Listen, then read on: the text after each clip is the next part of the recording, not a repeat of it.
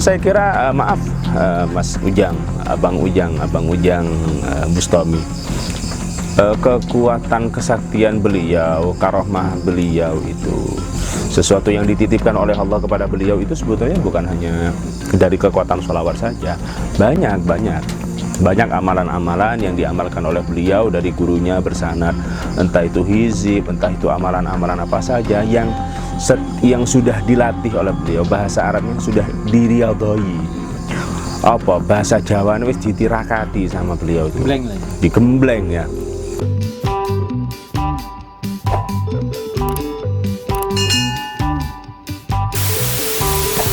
Assalamualaikum guys, jumpa lagi dengan saya YouTuber Kandang Manis dari Jawa Timur. Mengaku itu boleh dan murah, diakui atau tidak kandangnya terserah Anda, bebas.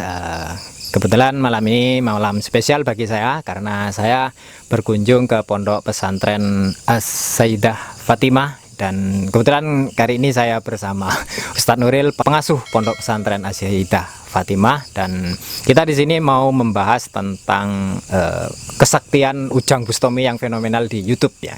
Mungkin sudah tidak heran lagi ya bagi sobat YouTuber di sana Ujang Bustami ini, dan karena ya memang ekstrim ya menurut saya apa yang dilakukan konten-konten dari Ujang Bustami ini. Dan di sini saya tidak akan bicara banyak, biar nanti kita akan ambil keterangan, membedah apa sih sebenarnya yang kekuatan kesaktian dari Ujang Bustami, Ustadz Ujang Bustami dari Cirebon ya, dari Cirebon. Dan di sini kita langsung tanya-tanya langsung kepada pakar lah ya boleh dibilang di sini kan Ujang Bustami kan pondokan juga, dan di sini kan ada Ustadz Nuril, pengasuh pondok pesantren As-Sayyidah Fatimah, dan pasti mengerti lah kan, sama sanatnya pasti sama lah ya Ustadz ya.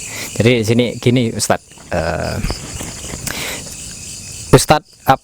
apakah Pak Ustadz juga pernah menonton atau mengetahui tentang konten-konten Ujang Bustami yang kebetulan sudah viral dan rame di media sosial, khususnya di YouTube?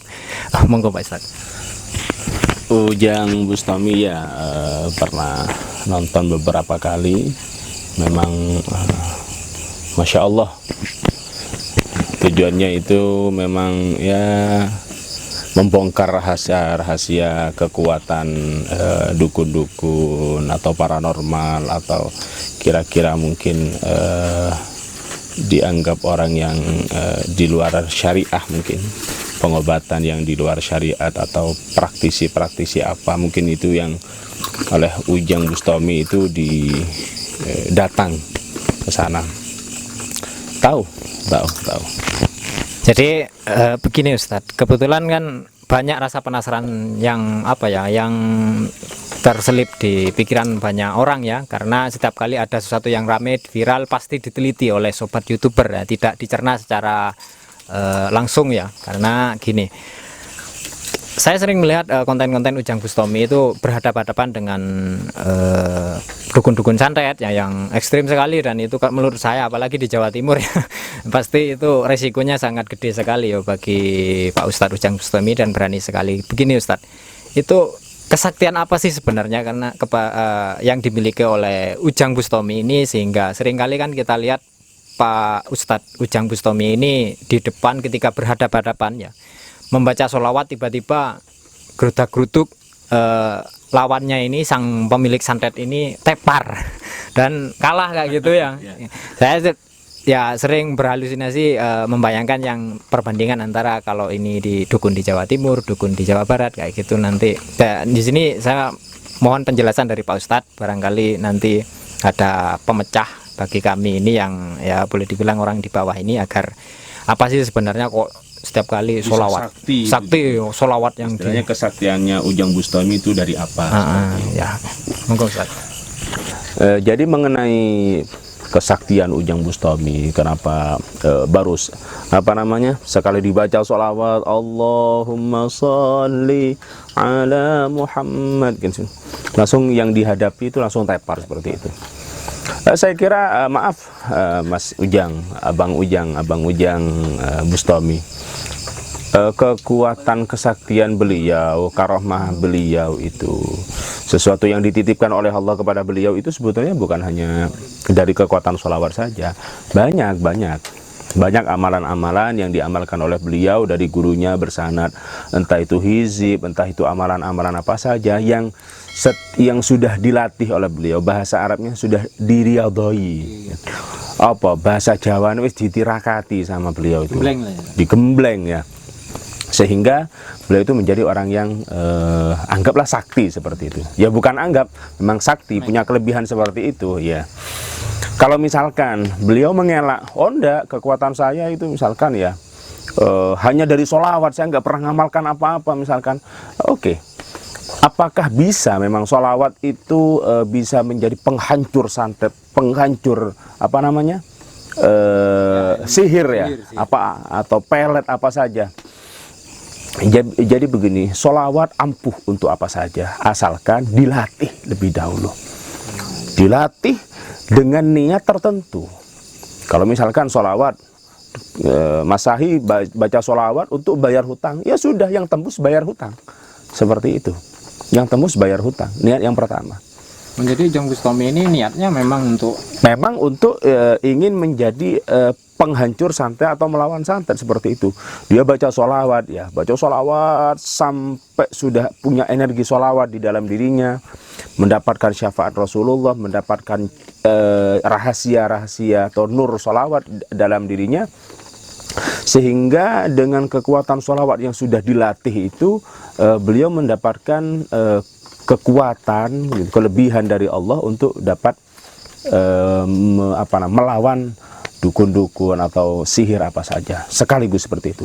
Kalau tidak dilatih, ya, misalkan jenengan ada dukun moro-moro dibaca sholawat, ya tepar, nggak latihan seperti itu. Jadi memang perlu apa itu? Riyadhah, tirakat dan niat ijazah. Nah, untuk ijazah itu sebetulnya sholawat itu tidak perlu ijazah, sudah ada ijazah dari Allah, perintah sekaligus ijazah. Ijazah itu apa kan? Minta izin, seperti itu. Kalau sudah perintah ya sudah tidak perlu minta izin. Nah, akan tetapi itu pada dasarnya. Akan tetapi bentuk sholawat itu kan banyak. Ada sholawat Ibrahimiyah, ada sholawat Mansub, Habib Saleh Tanggul, ada sholawat Habib Abu Bakar As-Segaf, ada sholawatnya sholawat Badar, seperti itu. Nah, kenapa harus mengambil ijazah? Mengambil ijazah dengan sigot tertentu, teks sholawat tertentu, sehingga niatnya nyambung dengan niatnya pengarang sholawat itu sendiri. Nah, itu ijazahnya, seperti itu. Kemudian apa bisa sholawat untuk menghancur santet? Bisa, tapi riyadhah, latih dulu, nanti bisa tembus itu, seperti itu. Orang sakit. Jadi begini Ustaz, kita kan banyak sekali, kebetulan saya juga ada banyak seringkali anjuran-anjuran tentang sholawat. Ada sebuah teman saya, ini perbedaannya mungkin dengan orang awam dengan orang yang sakti ini, Ujang Bustami ini. Kebetulan kan teman saya itu kan sudah banyak pakai sholawat, baca sholawat, mengamalkan sholawat, akan tetapi kejadian sendiri teman saya itu kena santet. Sudah sholawatnya saya tahu sendiri dia ribuan. Akan tetapi kenapa teman saya ini tetap masuk, santetnya itu masuk ke dalam dirinya, dan kebetulan kita melihat Ujang Bustami, fenomena Ujang Bustami ini pakai sholawat mampu melawan santet, dan teman hanya beberapa sholawat saja sudah tepar. Iya. Teman saya ribuan kok sampai ya tetap masuk. Ya. Saya nanya dulu, teman jenengan itu, teman Anda itu baca sholawatnya kan sudah dulu itu niatnya apa dari awal, misalkan? Apa hanya ingin mendapat syafaat Rasulullah biasa, apa kelancaran rezeki atau ketenangan hati, tidak khusus untuk melawan santet kan? Nah, seandainya dari awal memang sudah niat khusus untuk melawan santet, melawan sihir, melawan apa saja, saya yakin tidak akan masuk itu, karena sangat ampuh sekali sholawat itu. Artinya pesan saya untuk jenengan dan semua yang melihat video ini, baca sholawat. Jadi baca sholawat beberapa ribu, niatkan umum untuk keselamatan dunia akhirat, dan beberapa ribu lagi diniatkan, diistiqomahkan, dilatih setiap hari, ya, dilatih setiap hari, dan hanya diriyadhoi setiap hari untuk baca sholawat dengan niat tertentu. Insya Allah seperti itu. Terus ya dalil. Jadi gini, kalau ini kan orang ini kan banyak yang kadang-kadang orang tanya selalu ada apa-apa kayak gitu, tanyakan dalilnya Ustaz, masalah sholawat ini kan kebetulan fenomena di Indonesia juga fenomena nyinyir itu banyak. Jadi kita minta penjelasan dalil tentang sholawat ini, sehingga orang yang bersolawat di rumah, teman-teman saudara-saudara kita yang menonton video ini mau bersolawat itu paling tidak was-was lagi, ternyata ada dalilnya kayak gitu. Jelas, setiap orang muslim, setiap dia yang penting dia punya beragama Islam, tidak perlu dalil lagi untuk sholawat itu. Sholawatnya dalilnya sudah jelas, perintah dari Allah, innallaha wa malaikatahu yusholluna 'alan nabi ya ayyuhalladzina amanu shollu alaihi wasallimu taslima. Sholawatlah kalian semuanya kepada Rasulullah, kepada Nabi Muhammad, wasallimu taslima, dan kirimkanlah salam kepada beliau, seperti itu. Itu dalil dari Al-Quran itu. Artinya perintah dari Allah Subhanahu wa Ta'ala. Oke, cukup jelas ya sobat YouTuber. Kemungkinan besar nanti kita akan membuat video lagi, dan terima kasih buat Pak Ustadz ya, Bang. Nanti kalau ada yang kurang paham atau bisa ditanyakan di apa namanya? Ya, nanti kita akan cantumkan kolom deskripsi saya, nomor WA Pak Ustadz ya, dan alamat pondok pesantrennya juga di Jawa Timur. Dan nanti Pak Ustadz juga punya channel YouTube, nanti kita akan taruh link deskripsinya di dalam kolom deskripsi ya. Channel Pak Ustadz, WA-nya Pak Ustadz, saya barangkali mau ada sobat-sobat YouTuber yang mau konsultasi dengan Pak Ustadz ya, silakan. Di channel saya khusus dakwah. Ini hanya collab, selingan kolaborasi, selingan apa ya? Ya memang tidak bisa dipungkiri lah.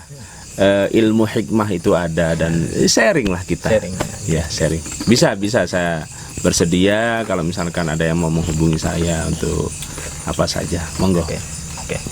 Oke, terima kasih Pak Ustadz sekali lagi ya. Semoga apa yang disampaikan oleh Pak Ustadz tentang Ujang Bustami, kesaktian Ujang Bustami yang selama ini kita orang yang di bawah, orang awam ini kan, wah sakti dengan sholawat kayak gitu kan, berbagai tafsir, multi tafsir kan Ustadz. Jadi kita di sini akhirnya dengan penjelasan Pak Ustadz yang juga notabene pondok pesantren, dan kebetulan Ujang Bustami itu sebenarnya saya pernah nonton. Dia katanya pernah mondok di Legia, di Kediri, dan di Pondokan Hikmah di Grobogan. Jadi ya intinya dari semua ini baca sholawat dan latih terus menerus dengan niat tertentu, insya Allah jebol itu niatnya itu. Jadi tergantung niatnya ya Ustaz ya. Oke. Ojo lali sholawat dulur ya. Sukses selalu ya buat Bang Ujang Bustami ya, sudah membuat heboh dan fenomenal ya dunia maya ke YouTube ya. Oke lah, sekian dulu, jangan lupa nanti kunjungi channel Ustadz Nuril ya, pengasuh pondok pesantren Sayyidah Fatimah, dan saya akan taruh nomor WA-nya juga di kolom deskripsi, barangkali Anda mau konsultasi kayak gitu. Dan sekian dulu ya guys, silakan Anda jangan lupa support terus channel ini, subscribe, like, dan share ya, karena layanan subscribe ini gratis untuk Anda, tidak akan menambah hutang negara. Terima kasih.